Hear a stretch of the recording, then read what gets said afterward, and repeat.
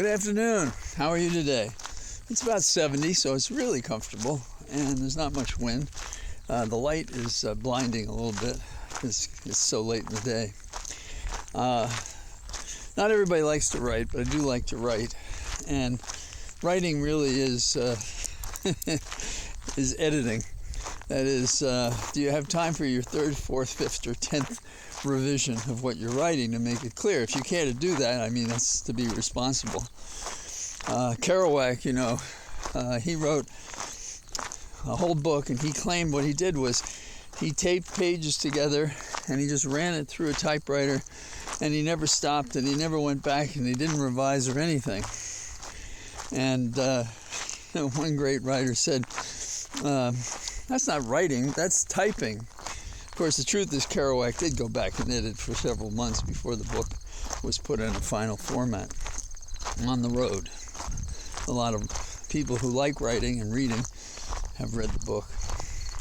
So, what do we have today? Well, we have speaking and writing. We have Trump out there basically admitting at his Hitler rallies that, hey, I'm not doing anything different than other presidents, than Clinton or Bush and so forth. So what's the big deal? They had their documents, and I have mine. And these are my documents, give or take. Since we're not in a court of law, I don't have to be as precise as I would have paragraph by paragraph on my second or third edit. I was adding exactly what he said. So he did two things. He admitted he had the documents, knew about it, and he gave a bogus, phony defense because his criticisms of others who had documents were false. They did abide by the rules and provisions that went against them, if you will, should they have taken the documents and taken them home, sat in their kitchen, at the kitchen table, trying to write their memoirs. Now, the significance beyond the admission is the same problem we have all the time. So are we going to do anything about it? Now, a guy like me, or any of the guys that I serve with, or women that I serve with in the Southern District, or even investigators on the Hill, they would be so on this. Like, now we've got them. We have A, B, and C elements, and we got this guy admitting to his intent. Let's go do it. But what is delaying us? We have Garland, the fearful, sitting in the office once held by Robert Kennedy and by some other names that cause people to be concerned about breaking the law, but not this guy. Oh no, Garland, he's miscast. He should be a gardener or something. I'm not even sure that he would spend the energy on it to make the garden safe. Because the garden of America, when it comes to crime flourishes. They're like the weeds of a civilization, except these are toxic weeds and we're not doing anything about them. That was kind of fun. Now, so what else is going on? Well, there's one story I really like.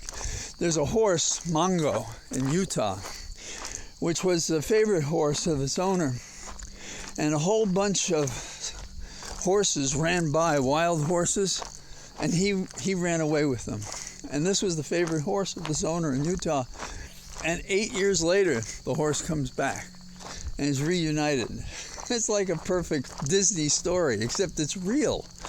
And it's really cool because those of us who've ridden horses have our favorites. You just can't get between a person and their favorite horse. I had a horse. I was afraid to even think of riding it when it was first shown to me. It's called Sherman Tank. I didn't name it. It was a horse that ran steeplechases. It was such a great jumper. It could jump a decent-sized fence from a standstill. You just give it a little heel, and boom, it was over. No resistance. It loved to jump. It would jump over metal fences and run through fields.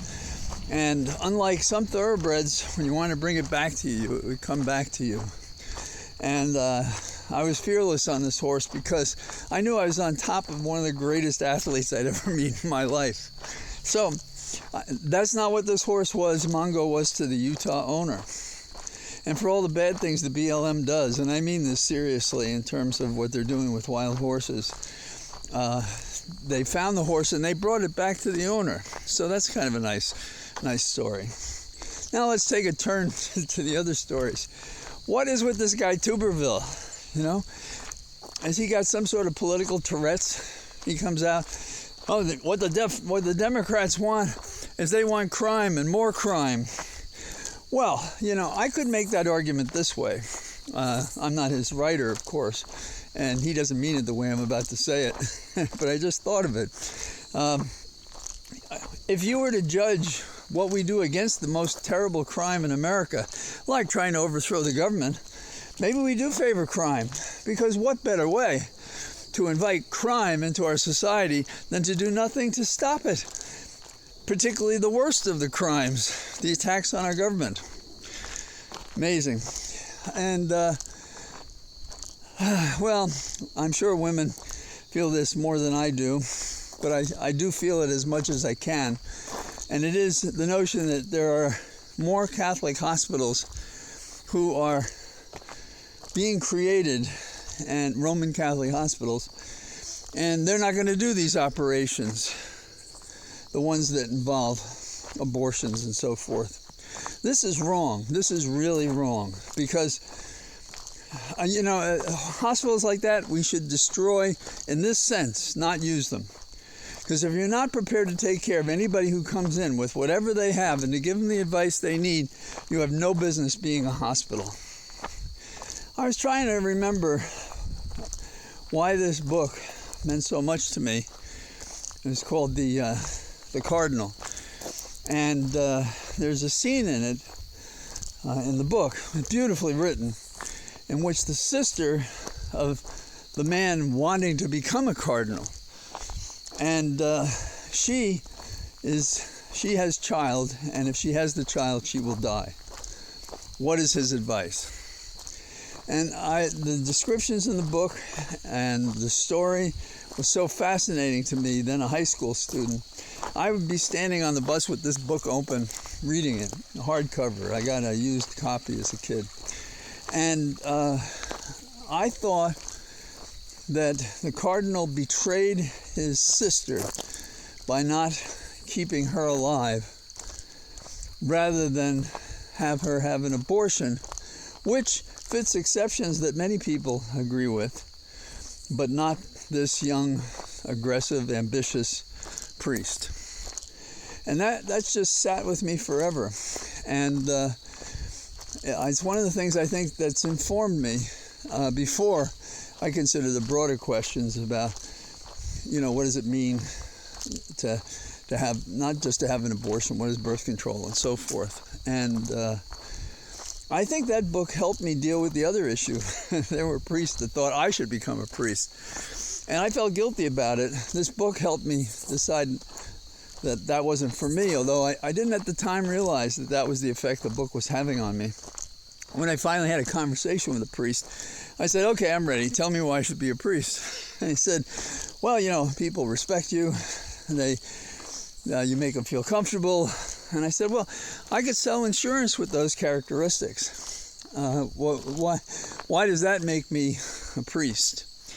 And over the years, of course, I've become not religious. I guess I'm ethical, humanistic.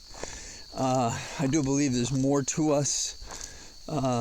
You know, this notion of a spirit that dwells within, but does it really survive us? You know, I'm influenced by having read the Greeks, particularly Socrates, Aristotle, and reading those on ethics, the Stoics particularly. So I'm a long distance from that, but the residual interest that I still have is the one for the life and being that you protect, which is the woman.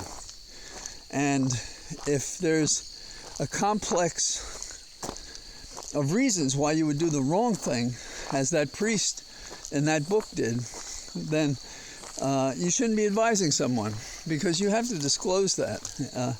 And you have to explain that you give this advice to anyone and you don't have any emotion about it. It's a mechanical ideological, in my opinion. It's an imposition on the freedom of another to force a value upon them that literally means life and death. So, what do I think about today?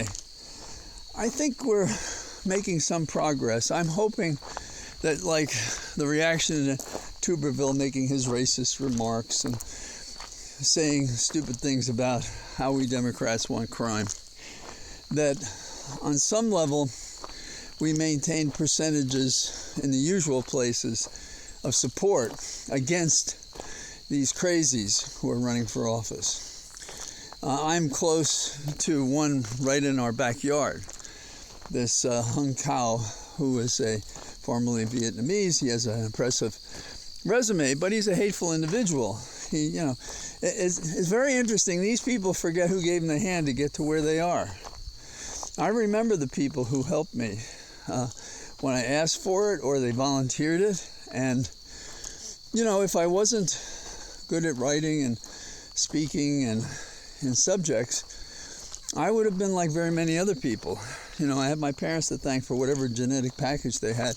They didn't go past high school. They didn't have much money. So this guy comes forward, and it's like he did it on his own, No one helped him go to Harvard. No one helped him go to MIT. No one in the service helped him. All of these things are benefits he had, but he would deny benefits to everyone else. You don't want a handout. You don't want a hand up. These people are hateful. My religion tells me, there it is. It's his religion. And I get very anxious these days when I see candidates wearing military uniforms while they run for office, and this guy, Hung Cao, is doing just that. So, there's my rambling discussion. I'm in my cathedral that is pure by the nature of growth and change and spirit. So here we are in my cathedral of trees. Until the next time, bye-bye.